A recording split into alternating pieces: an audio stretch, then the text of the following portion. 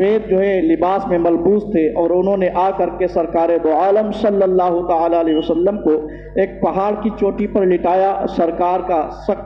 شق صدر کر دیا، آپ کا سینہ چاک کر دیا۔ آپ کا بھائی حضرت عبداللہ دوڑے دوڑے آئے، کہنے لگے امی غضب ہو گیا ہے۔ حضرت حلیمہ پوچھنے لگیں کہ بیٹا کیا ہو گیا؟ کہا میرے محمد عربی صلی اللہ تعالی علیہ وسلم کا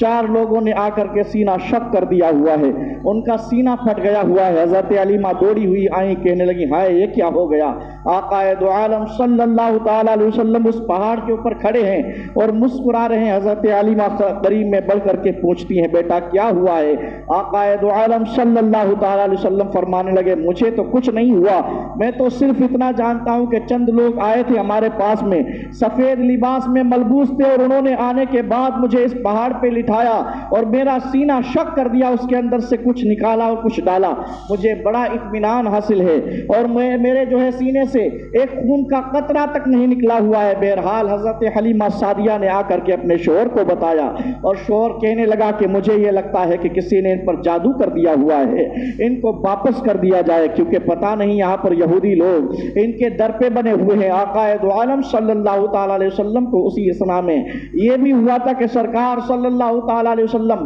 جب عبداللہ کے ساتھ بکریاں چرانے کو جاتے تھے، حضرت آقا دو عالم صلی اللہ تعالی علیہ وسلم کی جب طبیعت علیل ہوئی، سرکار دو عالم صلی اللہ تعالی علیہ وسلم 3 روز تک جب بکریاں چرانے نہیں گئے تو جنگل کے جتنے بھی مویشی تھے سب نے بیٹھ کر کے میٹنگ کی کہ آخر کیا کیا جائے، سرکار دو جہاں کا دیدار نہیں ہو پا رہا ہے، آقا دو جہاں صلی اللہ تعالی علیہ وسلم کا کیسے دیدار کر سکیں گے؟ تو مویشیوں نے یہ مشورہ پایا ہوا تھا کہ حضرت حلیمہ کی کوئی بکری پکڑ لی جائے، اور جب اس بکری کو چھڑانے کے لیے سید عالم صلی اللہ تعالی علیہ وسلم آئیں گے تو ان کا دیدار ہو جائے گا۔ بہرحال آپ کی بکری پکڑ لی گئی، اور وہ بکری پکڑی گئی جو بڑی ہی تندرست و توانا تھی۔ اب حضرت عبداللہ آئے، کہنے لگے امی غضب ہو گیا، کیا ہوا؟ کہا بکری پکڑ لی ہوئی ہے، کسی جانور نے بکری پکڑ لی ہے۔ اب حضرت حلیمہ دوڑی دوڑی آئیں جنگل میں، آقا دو عالم صلی اللہ تعالی علیہ وسلم پیچھے سے آنے لگے، سرکار دو عالم صلی اللہ تعالی علیہ وسلم جنگل میں ایک ٹیلے پر کھڑے ہوئے، اور سرکار صلی اللہ تعالی علیہ وسلم نے سارے مویشیوں کو آواز دی۔ حضرت حلیمہ دیکھ رہی ہیں کہ سارے جانور بھاگتے دوڑتے چلے آ رہے ہیں، آقا دو عالم صلی اللہ تعالی علیہ وسلم کے سامنے سارے جانور بیٹھ گئے، سرکار کا دیدار ہو رہا ہے۔ آقا دو عالم صلی اللہ تعالی علیہ وسلم پوچھ رہے ہیں ہماری بکری کس جانور نے پکڑی ہے؟ تبھی دیکھا گیا کہ سامنے سے ایک شیر آ رہا ہے یا ایک بھیڑیا آ رہا ہے جس کے پاس جو ہے حضرت حلیمہ کی بکری ہے، اور وہ آ کر کے سرکار دو عالم صلی اللہ تعالی علیہ وسلم کے پاس کہنے لگا اے میرے سرکار صلی اللہ تعالی علیہ وسلم، آپ کی بکری پکڑی ضرور ہے لیکن اس کو کوئی ایذا رسانی نہیں ہوئی ہے، اسے کوئی تکلیف نہیں پہنچائی گئی ہے میرے سرکار، ہم نے اس کو کھلایا اور پلایا ہے، اس کو جو ہے سبزہ ڈالا ہوا ہے، اس کے پاس گھاس ڈالی ہوئی ہے میرے سرکار، اس کو کوئی تکلیف نہیں ہوئی ہے۔ تب میرے سرکار صلی اللہ تعالی علیہ وسلم نے پوچھا پھر پکڑا کس لیے تھا؟ تو جانور کہہ رہے تھے میرے سرکار 3 روز ہو گئے ہیں آپ کا دیدار نہیں ہو پایا تھا سرکار، ہم بے قرار ہو گئے تھے، ہم نے سوچا آپ کا دیدار کیسے کیا جائے، تو مشورہ یہ طے پایا تھا کہ آپ کی بکری کو پکڑ لیا جائے، اس کو چھڑانے کے لیے آپ آئیں گے، اسی بہانے سے آپ کا دیدار ہو جائے گا۔ ذرا سوچو تو صحیح، یہ جنس میں جانور لگتے ہیں مگر سرکار صلی اللہ تعالی علیہ وسلم کا دیدار کرنے کے لیے کیسے بے قرار ہیں۔ آقا دو عالم صلی اللہ تعالی علیہ وسلم مسکرانے لگے، اور آپ نے وہ بکری پکڑی حضرت حلیمہ کے ہاتھ میں دے دی۔ حضرت حلیمہ آپ کا منہ دیکھ رہی تھی، اب آئی واپس تو کہنے لگی بیٹا محمد ذرا یہ تو بتا دو یہ جانور آپ سے کیا کہہ رہے تھے؟ آپ جو جانور سے کہہ رہے تھے میں سمجھ رہی تھی، مگر جانور کیا آپ سے کہہ رہے تھے میں سمجھ نہیں پا رہی تھی۔ آقا دو عالم صلی اللہ تعالی علیہ وسلم مسکرانے لگے، میرے سرکار نے فرمایا کہ جانور یہ کہہ رہے تھے میرے آقا صلی اللہ تعالی علیہ وسلم آپ کی بکری کو پکڑا ضرور ہے مگر ہم نے کوئی اس کو تکلیف نہیں پہنچائی ہے، اور اس لیے پکڑا ہوا تھا تاکہ آپ کا دیدار ہو سکے۔ 3 روز بیت گئے تھے آپ کا دیدار نہیں ہوا، اے میرے سرکار آپ کے دیدار کی غرض سے بکری پکڑی ہوئی تھی، یہ ذرا سوچو تو صحیح۔ آقا دو عالم صلی اللہ تعالی علیہ وسلم ہے جو جانوروں کی زبانیں جان رہے ہیں، آقا دو عالم صلی اللہ تعالی علیہ وسلم کس کی زبان نہیں پہچانتے ہیں؟ چرند و پرند کی زبان آپ جانتے ہیں، بلکہ یوں کہیے کائنات کے ذرے ذرے کی زبان میرے سرکار پہچانتے ہیں، تبھی تو میرے آقا صلی اللہ تعالی علیہ وسلم بیان کرتے ہیں کہ میں جب جب حرم کعبہ میں آیا کرتا تھا تو یہ پتھر حجر اسود جو ہے مجھے سلام کیا کرتا تھا۔ آقا دو عالم صلی اللہ تعالیٰ علیہ وسلم پتھروں کی بھی زبان کو پہچان رہے ہیں۔ یہ کتنے بڑے بدبخت لوگ ہیں جو یہ باتیں بولا کرتے ہیں کہ سرکار دو عالم صلی اللہ تعالیٰ علیہ وسلم نے جو اردو سیکھی ہے دار الندوہ میں آ کر کے سیکھی ہوئی ہے۔ ہمارے خان میں آتے تھے اور سرکار نے دار الندوہ میں آ کر کے اردو سیکھی۔ میں کہنا چاہوں گا تم اردو کی بات کرتے ہو، اردو تو انسانوں کی زبان ہے، میرے سرکار تو جانوروں کی زبان کو پہچانا کرتے ہیں۔ سرکار صلی اللہ تعالیٰ علیہ وسلم کو کچھ سکھانے کی ضرورت نہیں ہے، اس لیے کہ ان کو پڑھانے والا کوئی دنیا دار نہیں ہے بلکہ ان کا پروردگار انہیں پڑھانے والا ہے۔ اللہ ارشاد فرماتا ہے الرحمن علم القرآن، کہ رحمان نے ہی اپنے محبوب کو قرآن سکھایا ہوا ہے، اور قرآن میں ساری زبانیں موجود ہیں، سارے واقعات قرآن میں موجود ہیں۔ قیامت تک کیا ہونے والا ہے قرآن ہمیں بتا سکتا ہے، جس کا علم جیسا ہوگا وہ اس سے اس چیز کو نکال سکتا ہے۔ تو جب پڑھانے والا رحمان ہو اور پڑھنے والی ذات مصطفیٰ ہو تو بتاؤ کوئی چیز کی کمی رہ گئی ہوگی؟ بالکل نہیں رہ گئی ہوگی۔ اللہ تبارک و تعالیٰ خود ارشاد فرماتا ہے وَعَلَّمَكَ مَا لَمْ تَكُنْ تَعْلَمْ وَكَانَ فَضْلُ اللَّهِ عَلَيْكَ عَظِيمًا۔ اے میرے محبوب صلی اللہ تعالیٰ علیہ وسلم، آپ جو کچھ نہیں جانتے تھے آپ کے رب نے آپ کو سب کچھ سکھا دیا ہوا ہے۔ تو ذرا سوچو تو صحیح کیسے بدوقت یہ زبانیں کھول دیا کرتے ہیں۔ بہرحال میرے آقا صلی اللہ تعالیٰ علیہ وسلم کی عمر شریف جب 5 برس کی ہوئی تھی، حضرت حلیمہ رضی اللہ تعالیٰ عنہ اس ڈر سے کہ کسی نے جادو کر دیا ہوا ہے، آقا دو عالم صلی اللہ تعالیٰ علیہ وسلم کو ساتھ میں لیا اور آپ کو واپس کرنے کی غرض سے آنے لگی۔ قبیلے سعد سے نکلی ہوئی ہیں اور آقا دو عالم صلی اللہ تعالیٰ علیہ وسلم جب جو ہے جا رہے تھے تو راستے میں ایک دکھیاری جو کنویں کے پاس میں بیٹھ کر کے رو رہی ہے، حضرت حلیمہ قریب میں گئی اور جانے کے بعد پوچھا تجھ کو کیا ہوا ہے؟ کہا ہمارا بچہ اس میں گر گیا ہوا ہے، ہم پانی پینے کی غرض سے اس کے قریب میں آئے تھے لیکن ہماری گود میں جو بچہ تھا وہ اچھلا پانی میں چلا گیا ہے، ہم کیا کریں؟ بڑا گہرا پانی ہے، کیسے اس کو بچے کو نکال سکیں گے؟ بچہ غوطے کھا رہا تھا۔ حضرت حلیمہ سعدیہ نے آقا دو عالم صلی اللہ تعالیٰ علیہ وسلم کی طرف دیکھا، میرے سرکار صلی اللہ تعالیٰ علیہ وسلم نے اس کنویں کے اندر جو ہے تھوک دیا، اور سرکار کا تھوکنا کیا تھا، پانی میں ابال ایک دم آیا اور بچہ اوپر آ گیا۔ اس عورت نے فوراً اپنا بچہ اٹھایا اور کہنے لگی حلیمہ ذرا یہ تو بتا دے ساتھ میں کوئی انسان کا بچہ لے کر کے چل رہی ہے یا کوئی فرشتہ لے کر کے چل رہی ہے؟ ارے اس نے تھوکا کیا ہے؟ پانی میں ابال آ گیا ہوا ہے۔ میں پوچھنا چاہوں گا حضور نے تھوکا ہی کیوں تھا؟ سرکار یہ بھی تو کہہ سکتے تھے اے پانی ابال مار دے اور بچے کو باہر پھینک دے، ایسا بھی تو ہو سکتا تھا، کیونکہ سرکار صلی اللہ تعالیٰ علیہ وسلم مالک کونین بنائے گئے ہیں، یقیناً جو ہے پانی آپ کا حکم مان لیتا، مگر میرے سرکار نے اس میں تھوکا اس لیے تھا۔ تو راوی یہ بیان کر رہا ہے کہ وہ کنواں ایسا تھا کہ اس کا پانی کھاری تھا اور اس کنویں کے پاس سے جو بھی قبیلہ گزرتا تھا اس کو ضرورت پڑتی تھی پانی پینے کے لیے، کیونکہ وہ بیچوں بیچ جو ہے شہر کے دوری پر تھا، تو جو بھی آتا تھا اس کا پانی پیتا تھا، لیکن جو ہے وہ کھاری پانی ہونے کی وجہ سے ان کی پیاسیں سیراب نہیں ہوتی تھیں۔ آقا دو عالم صلی اللہ تعالیٰ علیہ وسلم کا بچپنا ہے، میرے سرکار جان رہے ہیں پانی اچھا نہیں ہے، کھاری ہے۔ سرکار دو عالم کا لعاب دہن کیا پڑنا تھا، پانی جو تھا وہ کھاری شیریں ہو گیا ہوا ہے۔ آقا دو عالم صلی اللہ تعالیٰ علیہ وسلم کے تھوک سے پانی شیریں ہو جاتا ہے۔ یہ کتنے بڑے بدبخت ہیں جو یہ کہتے ہیں سرکار ہماری طرح ہیں۔ میں کہنا چاہوں گا تم کسی پانی میں اگر تھوک ڈال دو تو انسان اگر دیکھ لے تو پینا نہ پسند کرے، ارے یار تیرا تھوک پڑا ہوا ہے۔ سرکار دو عالم نے پانی میں تھوک کیا ڈالا ہوا ہے؟ پانی کھاری تھا، شیریں ہو گیا ہے، اب لوگ اسے جو ہے بڑے زور و شور کے ساتھ نوش کر رہے ہیں، بڑے جو ہے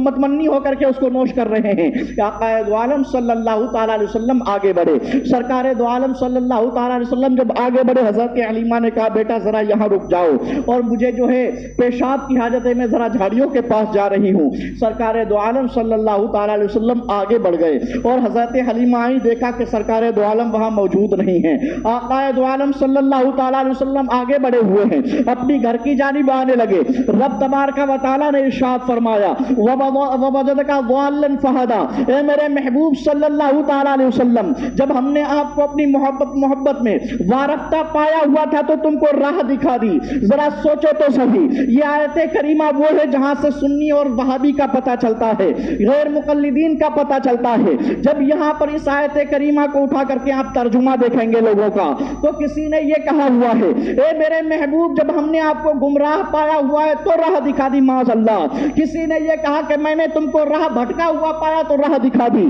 مگر جب امام نے ہمارے قلم اٹھایا ہوا ہے تو اور یہ نہیں کہا اے میرے محبوب ہم نے تم کو گمراہ پایا، نہ یہ کہا کہ اے میرے محبوب ہم نے تم کو جو ہے راہ سے بھٹکا ہوا پایا، بلکہ مجدد اعظم نے جو اس کا ترجمہ کیا ہوا ہے وہ آپ لکھتے ہیں کہ جب اے میرے محبوب صلی اللہ تعالیٰ علیہ وسلم جب ہم نے آپ کو اپنی محبت میں وارفتہ پایا ہوا تھا تو آپ کو اب جو ہے سیدھی راہ دکھا دی ہوئی ہے۔ قربان جائیے ایسے ترجمے کے اوپر جو ہمارے امام نے کیا ہوا ہے۔ آقا دو عالم صلی اللہ تعالیٰ علیہ وسلم جب مکہ المکرمہ کے قریب میں آئے، ابو جہل نے دیکھا کہ بڑا ہی حسین و جمیل بچہ ہے، قریب میں پہنچا، پوچھا کون تم ہو؟ کہا کہ میرا نام محمد ہے اور میں عبداللہ کا بیٹا ہوں۔ اس نے پہچان لیا کہ یہ ہمارا بھتیجا ہے۔ اس نے آپ کو اپنی سواری پر بٹھایا، کہا اب تم ننھے ننھے پیروں سے پیدل نہ چلو، اب اپنی سواری پہ بٹھا کر کے تمہارے گھر پہنچاتے ہیں۔ اب اس نے سواری پہ بٹھایا، سواری کو کوڑا لگایا، ایڑ لگائی، مگر سواری آگے نہ بڑھی، اس لیے کہ اس نے سرکار کو پیچھے بٹھایا ہوا تھا۔ جب اس نے آقا دو عالم صلی اللہ تعالیٰ علیہ وسلم کو آگے بٹھایا، اب سواری دوڑتی چلی جا رہی ہے۔ اس کے بعد جو ہے حضرت عبداللہ رضی اللہ تعالیٰ عنہ کے گھر پہ جب آپ پہنچے، جب آپ اپنے گھر پہ پہنچے تو حضرت آمینہ طیبہ کو وہ لڑکا سونپ دیا گیا، سرکار دو عالم سونپے گئے۔ ابو جہل نے کہا میں تو نہیں جانتا یہ ہمارے ساتھ کون سا رویہ اختیار کریں گے، لیکن میں آج بڑا حیران و ششدر ہوں۔ جب ہم نے سواری پر انہیں بٹھایا تھا، لیکن جب پیچھے بٹھایا تو میری سواری نہ چلی، کوڑے پہ کوڑے مار رہا تھا، سواری نہیں بڑھ رہی تھی، لیکن جیسے اس بچے کو میں نے اپنے آگے بٹھایا ہوا تھا تو سواری دوڑنا شروع کر دی۔ پتہ یہ چلا سواری بھی جانتی تھی کہ دشمن رسول آگے بیٹھے اور میرے آقا پیچھے بیٹھے، مجھے چلنا نہیں ہے چاہے جان کیوں نہ میری لے لی جائے، لیکن جب سرکار کو آگے بٹھایا تو سواری دوڑنے لگی۔ اب وہ بھی جان رہی ہے کہ یہ سید الکونین ہے، ان کا ادب بہت ضروری ہے۔ آقا دو عالم صلی اللہ تعالیٰ علیہ وسلم کو ان کے گھر پہ کر دیا گیا۔ جب یہ مدت جو ہے وہ 5 سال کی ہو گئی تھی، حضرت حلیمہ سعدیہ آئیں اور آنے کے بعد حضرت آمینہ طیبہ سے کہنے لگی مجھ سے بہت بڑی بھول ہو گئی ہے، ہم آقا دو عالم صلی اللہ تعالیٰ علیہ وسلم کو لا رہے تھے اور راستے میں ہمارا بچہ گم ہو گیا ہے۔ آقا دو عالم صلی اللہ تعالیٰ علیہ وسلم نے دیکھا کہ ہماری رضائی ماں رو رہی ہیں، سرکار باہر تشریف لے آئے اور کہا کہ ماں رو مت، ہم اپنے گھر پہ آ گئے ہوئے ہیں۔ حضرت حلیمہ نے بڑا پیار کیا اور اس کے بعد میں حضرت آمینہ طیبہ کو سونپ دیا اور واپس چلی آئیں۔ آقا دو عالم صلی اللہ تعالیٰ علیہ وسلم کی عمر شریف جب 6 برس کی ہو گئی، حضرت آمینہ طیبہ نے کہا کہ بیٹا چلو ہم تمہارے ننیحال لے چلتے ہیں۔ آقا دو عالم صلی اللہ تعالیٰ علیہ وسلم کو مدینہ المنورہ لے کے آئیں اور کچھ دن وہاں ٹھہری۔ اس کے بعد آپ کی طبیعت بگڑنے لگی تو آپ نے کہا بیٹا چلو ہم اپنے گھر واپس چلتے ہیں، لیکن جب مقام ابوا میں پہنچی ہوئی تھی تو ایسی طبیعت بگڑ گئی کہ بیٹھنا بھی سواری پر نہیں ہو رہا تھا، آپ کو قرار نہیں پہنچ رہا تھا۔ آپ سواری سے اتر کر کے جو ہے ام یمن کو قریب بلاتی ہیں جو آپ کی باندھی تھی، کہا کہ یہ میرا بیٹا ہے، بڑا ہی حسین و جمیل ہے، اس کو جو ہے واپس کر دینا جا کر کے عبد المطلب کے پاس میں، اس کے دادا کے پاس اس کو پہنچا دینا، اس لیے کہ ہمارا اب آخری وقت چل رہا ہے، مجھ میں کوئی سکت باقی نہیں ہے کہ ہم اپنی سواری پر بیٹھ سکیں، ہم میں طاقت و قوت نہیں رہ گئی ہے۔ آقا دو عالم صلی اللہ تعالیٰ علیہ وسلم کو قریب میں بلایا اور حضرت آمینہ طیبہ نے اپنے بیٹے کے سر پہ ہاتھ رکھا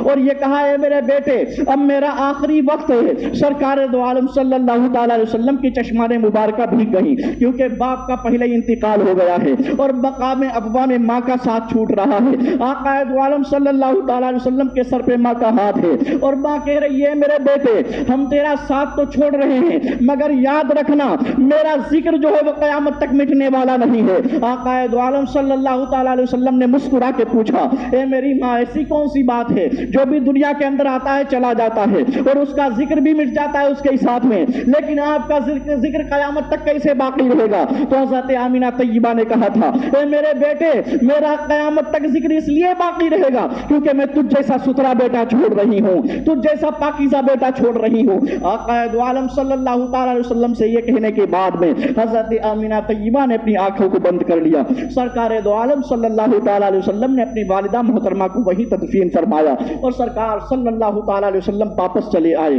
آقا دو عالم صلی اللہ تعالیٰ علیہ وسلم کو حضرت ام یمن نے اور آپ کے دادا حضرت عبد المطلب کے سپرد کر دیا۔ 2 سال آپ حضرت عبد المطلب کے پاس میں رہے۔ سرداران قریش تھے آپ، امیر قریش آپ کو کہا جاتا تھا اور آپ کا جہاں تخت لگایا جاتا تھا کسی کے اندر ہیبت یہ جو ہے طاقت و قوت نہیں تھی، یہ سکت نہیں تھی کہ آپ کے تخت کے پاس جا کر کے بیٹھ لے، مگر آقا دو عالم صلی اللہ تعالیٰ علیہ وسلم جب آتے تھے تو تخت کے پاس نہیں بیٹھتے تھے بلکہ تخت کے اوپر جا کر کے بیٹھا کرتے تھے۔ لوگ آپ کو منع کرتے تو حضرت عبد المطلب کہتے کہ اس کو منع نہ کرو، یہ کوئی عام بچہ نہیں ہے، اس کا چہرہ تو دیکھو سارے جہان سے الگ نظر آتا ہے، ایسا کوئی حسین و جمیل بچہ نہیں ہے جیسا ہمارا پوتا ہے۔ بہرحال آپ جا کر کے تخت پر بیٹھتے تھے، بڑا پیار عبد المطلب نے کیا، لیکن جب سرکار دو عالم صلی اللہ تعالی علیہ وسلم کی عمر شریف 8 برس کی ہوئی تھی تو دادے مفارقت جو ہے آپ کو پانی پڑی، اور آپ کے دادا محترم حضرت عبد المطلب کا بھی انتقال ہو گیا۔ انتقال کے وقت میں دادا محترم نے کچھ اپنے بچوں کو بلا کر کے کہا تھا کہ اب ہمارے جو ہے پوتے کی کفالت کون کرے گا؟ حضرت امیر حمزہ بولے والد محترم ہم ان کی کفالت کریں گے۔ آپ نے منع کر دیا، نہیں نہیں تم نہیں کرو گے، اس لیے کہ تم کثیر العیال ہو۔ اب ابو طالب آگے بڑھے، کہا کہ ہم ان کی کفالت کریں گے، تو آپ کی کلائی ان کے ہاتھ میں دے دی گئی۔ ابو طالب آپ کی کفالت کرنے لگے، لیکن حقیقت میں پوچھا جائے تو ابو طالب نے کفالت میرے سرکار کی نہیں کی ہے، بلکہ سرکار دو عالم صلی اللہ تعالی علیہ وسلم کے صدقے میں ابو طالب کے گھر کی کفالت ہوئی ہے۔ آقا دو عالم کے بارے میں خود ہی ابو طالب بیان کرتے ہیں کہ یہ بچہ جس دن ہم لوگ پہلے کھانا شروع کر دیتے اور اس بچے کو چھوڑ دیتے ساتھ میں نہ کھلاتے تو سارا کھانا ختم ہو جاتا اور ہم لوگ بھوکے رہ جاتے، لیکن جس دن سرکار صلی اللہ تعالی علیہ وسلم کو پاس بٹھا کر کے کھلاتے تھے تو کھانا جتنا ہوتا اتنا کا اتنا ہی باقی رہتا، سارے لوگ بھی شکم شیر ہو جایا کرتے تھے۔ پتہ یہ چلا ابو طالب نے کفالت نہیں کی ہے، سرکار دو عالم نے ابو طالب کے پورے گھر کی کفالت کی ہوئی ہے۔ بہرحال آقا دو عالم صلی اللہ تعالی علیہ وسلم کی عمر شریف جب 12 برس کی ہوئی تو ابو طالب نے کہا بیٹا اب تم کچھ بڑے ہو گئے ہو، آؤ ہمارے ساتھ چلو، تمہیں تجارت کے کچھ رموز و اسرار بتا دیتے ہیں، تمہیں تجارت کرنا سکھا دیتے ہیں۔ اب ملک شام کی جانب سرکار دو عالم صلی اللہ تعالی علیہ وسلم کا یہ پہلا سفر تھا جو تجارت کی غرض سے تھا۔ ملک شام پہنچے، سرکار دو عالم صلی اللہ تعالی علیہ وسلم کو اس لیے لے جایا گیا تھا تاکہ ابو طالب آپ کو رموز و اسرار سکھائیں، تجارت کیسے کرنی ہے اس کا ڈھنگ سکھا دیں۔ لیکن جب میرے سرکار اب جو ہے ملک شام پہنچے ہیں اور تجارت کرنے کی غرض سے ابو طالب جب بیٹھے، سرکار کو قریب میں بٹھایا، میرے سرکار بیان کرتے ہیں اے میرے چچا اس چیز کو اس طریقے سے فروخت کرو تو زیادہ منافع ہوگا، اس چیز کو اس طریقے سے فروخت کرو تو زیادہ منافع ہوگا۔ پتہ یہ چلا سید الکونین کو کوئی بات سکھانے کی ضرورت نہیں ہے، ان کو سکھانے والی ذات ان کے رب کی ذات ہے۔ آقا دو عالم صلی اللہ تعالی علیہ وسلم نے جب ساری باتیں بتائیں تو ابو طالب یہ بیان کرتے ہیں کہ پوری زندگی میری بیت چکی تھی، کبھی اتنا منافع نہیں ہوا جو اس بچے کو لے جانے سے مجھے منافع ہوا تھا۔ سرکار دو عالم صلی اللہ تعالی علیہ وسلم تو سب کچھ سکھائے گئے ہیں، رب کی جانب سے سیکھے پڑے ہوئے ہیں۔ بہرحال آقا دو عالم صلی اللہ تعالی علیہ وسلم کی عمر شریف جب 15 برس کی ہوئی تھی تو آقا دو عالم صلی اللہ تعالی علیہ وسلم نے مکہ المکرمہ کے اندر ایک نظم قائم کیا ہوا تھا، اور میرے سرکار صلی اللہ تعالی علیہ وسلم نے سارے قبائل کو بلایا اور بلانے کے بعد ان سے کہا ذرا سنو تو صحیح، آج ہمارے جو ہے قبائل کا حال یہ ہے کہ کوئی انسان مارکیٹ سے بازار سے کوئی چیز خریدتا ہے تو اس کی چیز کوئی دوسرا چرا کر کے لے جاتا ہے، آؤ ہم یہاں پر جو ہے مل کر کے ایک معاہدے کو طے کر لیں اور آج سے کوئی بھی قبیلہ کسی قبیلے کی چوری نہیں کرے گا۔ یہ پہلا معاہدہ تھا سرکار دو عالم صلی اللہ تعالی علیہ وسلم کی جانب سے۔ میرے سرکار صلی اللہ تعالی علیہ وسلم نے 15 سال کی عمر شریف میں یہ معاہدہ قائم کیا ہوا تھا جس کو حلف الفضول کا نام دیا گیا ہے۔ میرے سرکار صلی اللہ تعالی علیہ وسلم نے مکہ المکرمہ میں ایسا نظم قائم کر دیا ہوا تھا کہ کوئی کسی کی چوری نہیں کر رہا تھا، جبکہ پہلے حال یہ تھا جو بھی طاقتور ہوتا تھا غریبوں کی چوریاں ہو رہی تھیں، کمزوروں کے ہاتھ سے جو ہے مال چھینا جا رہا تھا۔ میرے سرکار نے ایک نظم قائم کر دیا ہوا ہے، آج سے کوئی کسی کے ہاتھ سے کوئی چیز نہیں چھینے گا، کوئی چوری نہیں کرے گا۔ بہرحال میرے آقا صلی اللہ تعالی علیہ وسلم کی عمر شریف جب 25 برس کی ہوئی تھی، آقا دو عالم صلی اللہ تعالی علیہ وسلم کے پاس سندیشہ بھیجا گیا، حضرت خدیجہ الکبریٰ نے سندیشہ بھیجا کہ چلو صادق و امین کے پاس جا کر کے سندیشہ لے جاؤ کہ سرکار دو عالم صلی اللہ تعالی علیہ وسلم ہمارا مال لے جا کر کے بیرون ممالک میں فروخت کریں، کیونکہ وہ صادق و امین ہیں، اور جب وہ مال فروخت کریں گے تو ہمارے مال کے ساتھ ہیرا پھیری نہیں ہوگی۔ حالانکہ آقا دو عالم صلی اللہ تعالی علیہ وسلم کے یہ سندیشہ بھیجنے سے پہلے آپ کا مال پہلے سے ہی فروخت ہو رہا تھا، لیکن حضرت خدیجہ الکبریٰ یہ جاننا چاہتی تھیں کہ میرے مال میں کتنا منافع ہوتا ہے، یہ تو صادق و امین سے ہی پتا چلے گا۔ آقا دو عالم صلی اللہ تعالی علیہ وسلم کے پاس سندیشہ بھیج دیا گیا۔ آپ نے کہا میں ایسے کچھ جواب نہیں دیتا، ہمارے چچا کے پاس جائیے۔ ابو طالب نے جب یہ بات سنی تو کہا بیٹا بہت اچھی بات ہے، اتنی بڑی تاجرہ نے تمہارے پاس جو ہے سندیشہ بھیجا ہوا ہے، جاؤ ان کا بال لے کر کے باہر چلے جاؤ، کیونکہ تمہیں تو پہلے سے ہی بڑے اچھے رموز و اسرار تجارت کے آتے ہیں، تمہیں ساری باتیں معلوم ہے کیونکہ تمہارے ساتھ میں تجارت کر چکا ہوں، مجھے معلوم ہے کہ تمہیں بہت ہی اچھا انداز آتا ہے تجارت کرنے کا۔ بہرحال آقا دو عالم صلی اللہ تعالی علیہ وسلم نے حضرت خدیجہ الکبریٰ کا مال لیا اور آپ کے ساتھ میں غلام کر دیا گیا۔ اس غرض سے کیا گیا تھا کہ اگر کوئی تکلیف سرکار دو عالم صلی اللہ تعالی علیہ وسلم کو پہنچنی نہ پائے तुम इनके साथ में ही रहना, सरकार को तकलीफ नहीं पहुंचनी चाहिए। अब बहरहाल काफिला जब मक्कतुल मुकर्रमा से रवाना हुआ और सरकार दो आलम सल्लल्लाहु ताला अलैहि वसल्लम जिस जिस पहाड़ के करीब से गुजर रहे थे, तो वो ये जो है आपके साथ में जो गुलाम खदीजतुल कुबरा का था वो बयान कर रहा है कि सरकार जिस चीज का जो है पहाड़ के करीब से गुजरते तो मुझे आवाज आया करती थी, अस्सलातु वस्सलामु अलैका या रसूल अल्लाह, अस्सलातु वस्सलामु अलैका या नबी अल्लाह। पता ये चला पहाड़ आपको सलाम कर रहे हैं और जिस जिस जो है शजर के करीब से गुजरते हैं,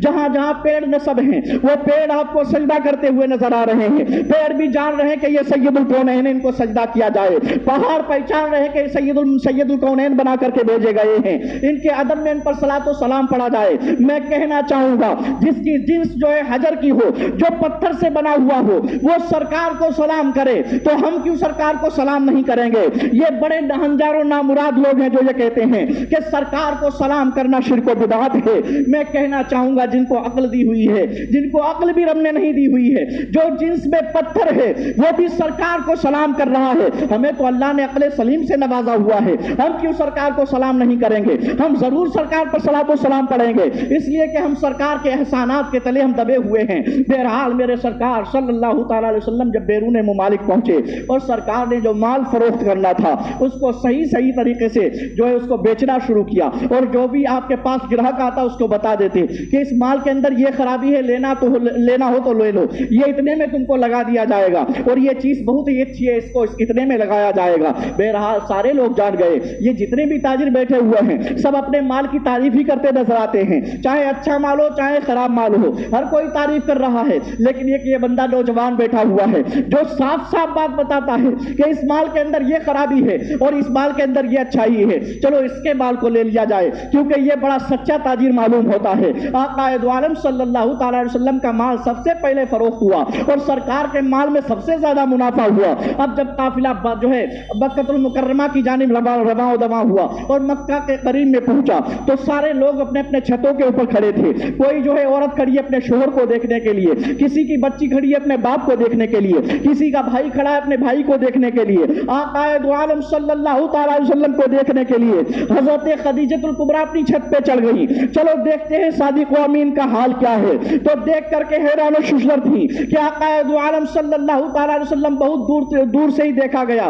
कि सरकार सबसे ऊंचे नजर आ रहे हैं, सरकार का चेहरा बिल्कुल साफ और शफाफ नजर आ रहा है, 14वीं के चांद से ज्यादा खूबसूरत मेरे सरकार का चेहरा नजर आता है। और सरकार के ऊपर सारे लोग जितने ताजिर आ रहे हैं सब पर धूप पड़ रही है, सब धूप की तमाजत को बर्दाश्त कर रहे हैं, मगर आका दो आलम सल्लल्लाहु ताला अलैहि वसल्लम आ रहे हैं, जिधर जिधर मेरे सरकार जा रहे हैं अब्राहत के ऊपर साया किया हुआ है, बादल के जरिए से साया रब की जानिब से कर दिया गया हुआ है। आका दो आलम सल्लल्लाहु ताला अलैहि वसल्लम जब आए और आपने उस माल का जो पैसा पेश किया तो सबसे ज्यादा मुनाफा हजरत खदीजतुल कुबरा कहती हैं कि आका दो आलम सल्लल्लाहु ताला अलैहि वसल्लम के माल से हुआ। बहरहाल आपको उसकी उजरत दे दी गई। अब उसने जो गुलाम आपके साथ भेजा गया था उसने बयान किया कि कोई आम बंदा नहीं है जिसको आपने तिजारत की गरज से भेजा था, हम जिस जिस पहाड़ के करीब से गुजरते थे पहाड़ पर सलाम पढ़ रहे थे, इनको सलाम कह रहे थे, और जो हम जो है पेड़ों के करीब से गुजरते थे तो इनको अशजार सलाम किया करते थे, उनके कदमों में गिर जाया करते थे, ये कोई आम बंदा नहीं है।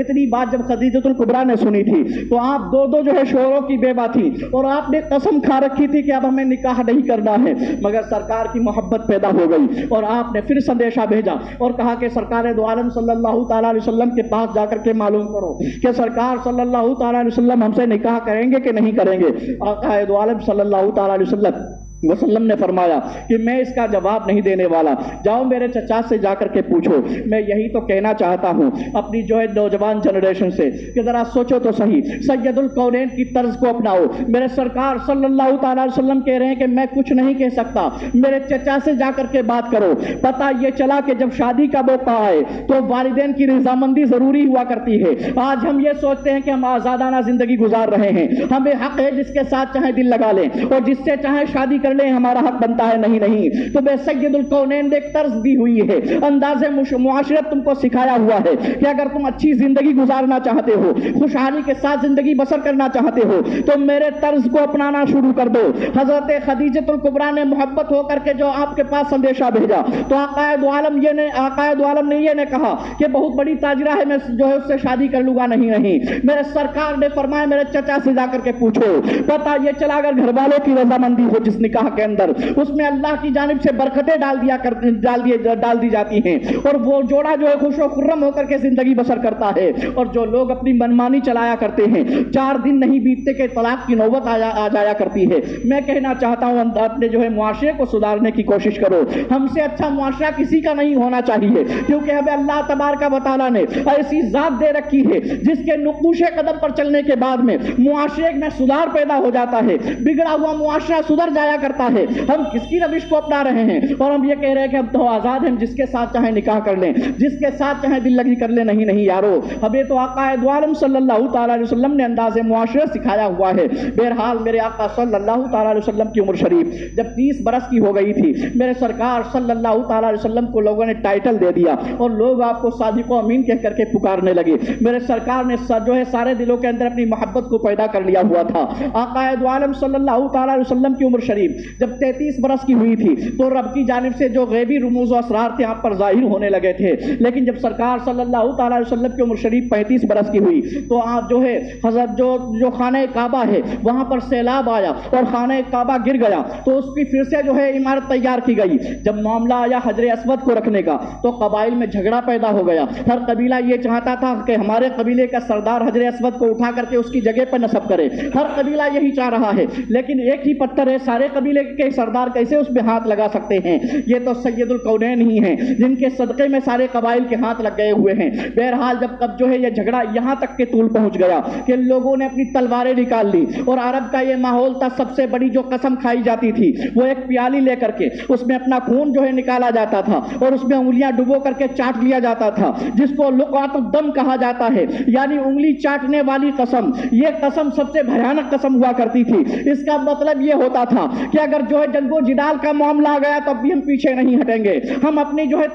ہم جو ہے اس بات سے پیچھے نہیں ہٹنے والے ہیں. بہرحال جب یہ معاملہ ہوا کہ لقات الدم ہو گیا، سارے قبائل نے اپنا اپنا خون نکال کر کے اپنی انگلیوں سے چاٹ لیا، تو وہاں پر ایک بزرگ شخصیت موجود تھی اور اس نے یہ کہا کہ میں تم کو مشورہ یہ دینا چاہتا ہوں کہ ایسے اگر کرو گے جیسا تم کرنا چاہتے ہو تو یہاں پر خون ہی خون ہوگا، ندیاں بہنے لگے گی خون کی. سب سے بہتر مشورہ یہ ہے کہ کل اس حرم کعبہ کے اندر سب سے پہلے جس کی ذات آ جائے اس کو اپنا حاکم بنا لیا جائے اور اس کی بات کو مان کر کے فیصلہ مان لیا جائے جس کے بارے میں وہ حکم صادر کر دیں. اسی قبیلے کا سردار اٹھا کر کے حجر اسود کو اس جگہ نصب کر دے. تو لوگوں نے کہا بڑی پیاری رائے تم نے پیش کی ہوئی ہے، لیکن اللہ کی منشا یہ تھی کہ وہاں پہنچنے والی ذات کسی دنیا دار کی نہیں ہو بلکہ محبوب پروردگار کی ذات ہو. آقا دو عالم صلی اللہ تعالیٰ علیہ وسلم سب سے پہلے حرم کعبہ میں پہنچے ہوئے تھے. حالانکہ آقا دو عالم صلی اللہ تعالیٰ علیہ وسلم اس غرض سے نہیں پہنچے تھے، وہ تو طواف کرنے کی غرض سے پہنچے ہوئے تھے. لوگ جب حرم کعبہ میں آئے دیکھا کہ ارے صادق و امین پہلے سے موجود ہیں.